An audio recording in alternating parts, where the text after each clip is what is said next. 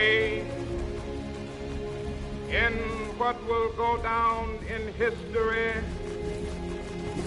as the greatest demonstration for freedom in the history of our nation.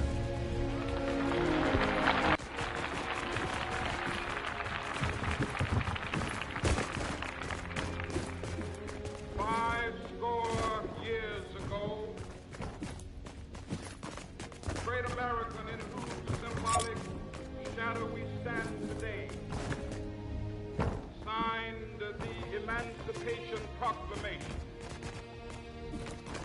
This momentous decree came as a great beacon light of hope to millions of Negro slaves who had been seared in the flames of withering injustice.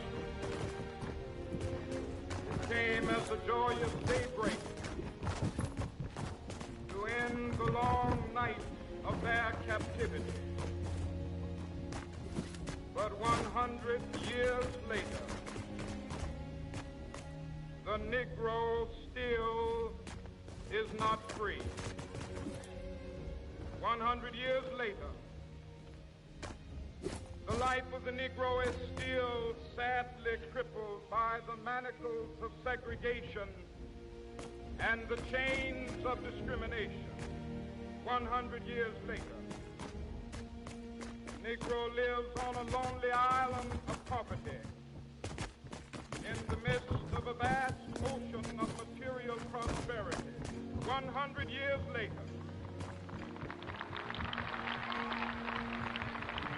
the Negro is still languished in the corners of American society, finds himself in exile in his own land.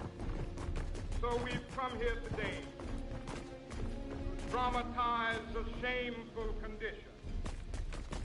In a sense, we've come to our nation's capital to cash a check.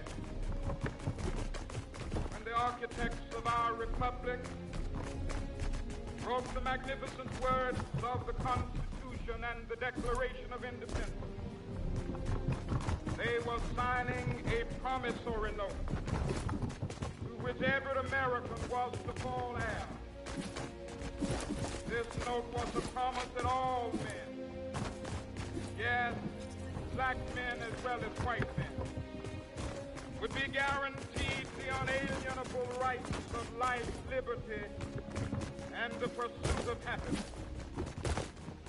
It is obvious today that America has defaulted on this promissory note insofar as her citizens of color are concerned.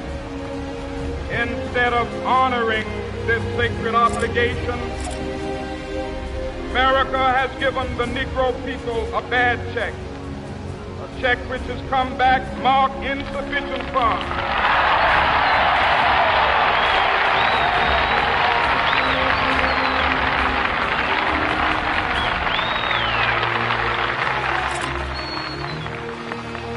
But we refuse to believe that the Bank of Justice is bankrupt. We refuse to believe that there are insufficient funds in the great vaults of opportunity of this nation. So we've come to cash this check, a check that will give us upon demand the riches of freedom and the security of justice.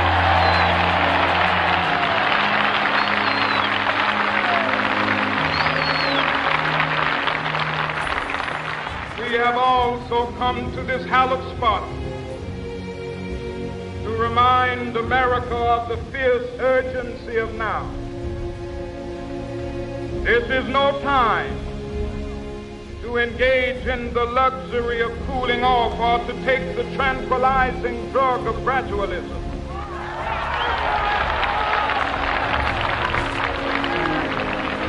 Now is the time to make real the promises of democracy. Now is the time to rise from the dark and desolate valley of segregation to the sunlit path of racial justice. Now is the time to lift our nation from the quicksands of racial injustice to the solid rock of brotherhood. Now is the time. Make justice a reality for all of God's children. It would be fatal for the nation to overlook the urgency of the moment. This sweltering summit of the Negro's legitimate discontent will not pass until there is an invigorating autumn of freedom and equality. 1963 is not an end, but a beginning. Those who hope that the Negro needed to blow off steam and will now be content will have a rude awakening if the nation returns to business as usual.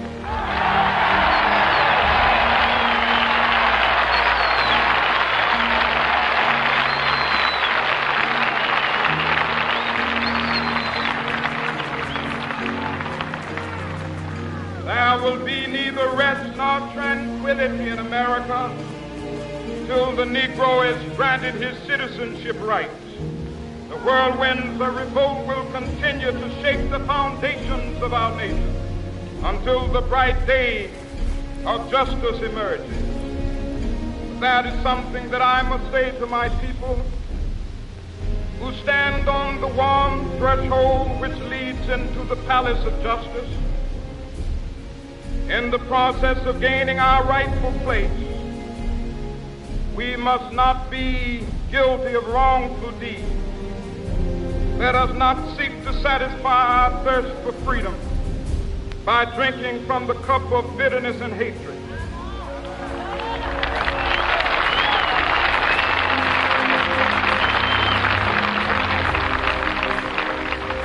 We must forever conduct our struggle on the high plane of dignity and discipline.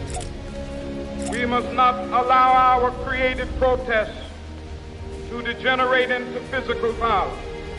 Again and again, we must rise to the majestic heights of meeting physical force with soul force. The marvelous new militancy which has engulfed the Negro community must not lead us to a distrust of all white people. For many of our white brothers, as evidenced by their presence here today, have come to realize that their destiny is tied up with our destiny.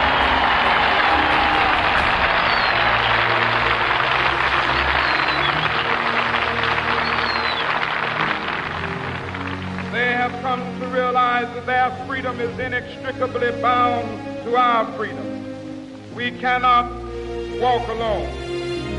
As we walk, we must make the pledge that we shall always march ahead. We cannot turn back.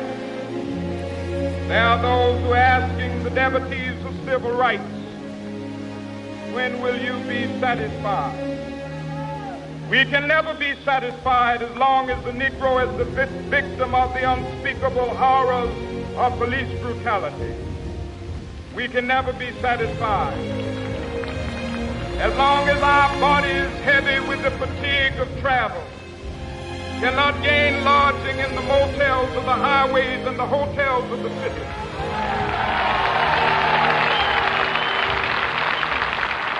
We cannot be satisfied as long as the Negro's basic mobility is from a smaller ghetto to a larger one.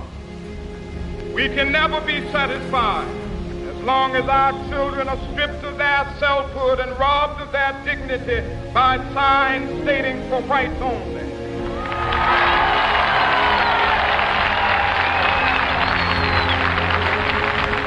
We cannot be satisfied as long as a Negro in Mississippi cannot vote and a Negro in New York believes he has nothing for which to vote.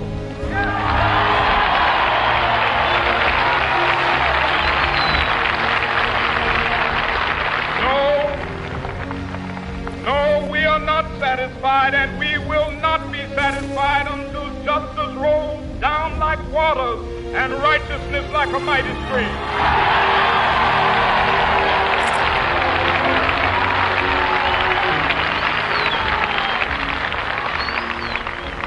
I am not unmindful that some Some of you have come here out of great trials and tribulations. Some of you have come fresh from narrow jail cells. Some of you have come from areas where your quest for freedom left you battered by the storms of persecution, staggered by the winds of police brutality. You have been the veterans of creative suffering. Continue to work with the faith that unearned suffering is redemptive. Go back to Mississippi. Go back to Alabama. Go back to South Carolina. Go back to Georgia. Go back to Louisiana. Go back to the slums and ghettos of our northern cities, knowing that somehow this situation can and will be changed. Let us not wallow in the valley of despair. I say to you today, my friend,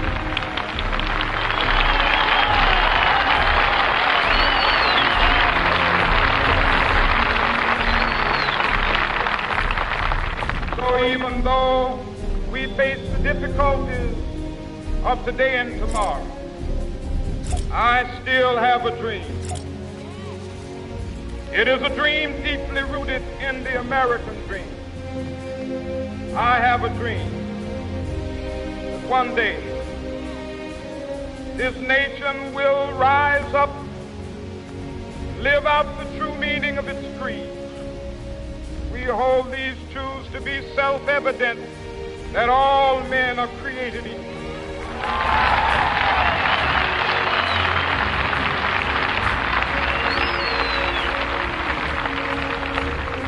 I have a dream that one day on the red hills of Georgia, sons of former slaves and the sons of former slave owners will they be able to sit down together at the table of brotherhood. I have a dream that one day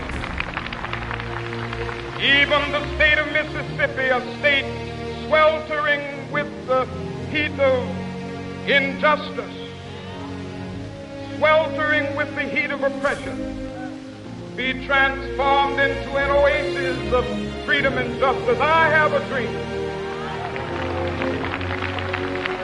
My 4 little children will one day live in a nation where they will not be judged by the color of their skin, but by the content of their character. I have a dream today.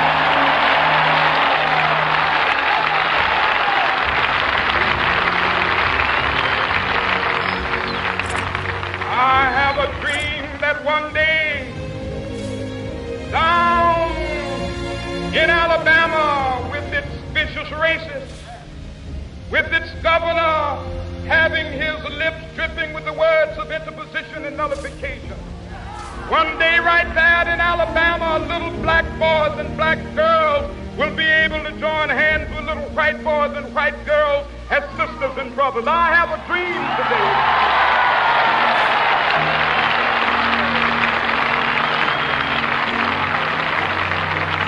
I have a dream that one day every valley shall be exalted.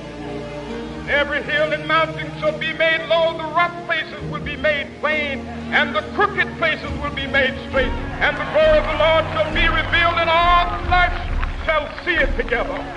This is our hope. This is the faith that I go back to the South with.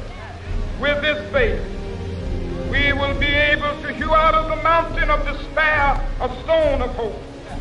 With this faith, we will be able to transform the jangling discords of our nation into a beautiful symphony of brotherhood.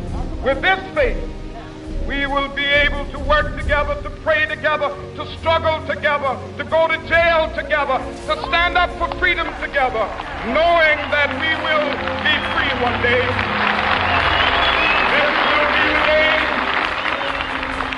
This will be the day with all of God's children be able to sing with new meaning, my country, tears of thee. Sweet land of liberty, of thee I sing. Land where my fathers died, land of the pilgrim's pride. From every mountainside, let freedom ring. And if America is to be a great nation, this must become true. So let freedom ring from the prodigious hilltops of New Hampshire. Let freedom ring from the mighty mountains of New York. Let freedom ring from the hiking Alleghenies of Pennsylvania. Let freedom ring from the snow-capped Rockies of Colorado. Let freedom ring from the curvaceous slopes of California. But not only that, let freedom ring from Stone Mountain of Georgia. Let freedom ring from Lookout Mountain of Tennessee. Let freedom ring from every hill and molehill of Mississippi, from every mountainside. Let freedom ring, and when it happens, when we allow freedom ring, when we let it ring from every village and every hamlet, from every state and every city, we will be able to speed up that day when all of God's children, black men and white men, Jews and Gentiles, Protestants and Catholics, will be able to join hands and sing in the words of the old Negro spiritual, free at last, thank God Almighty, we are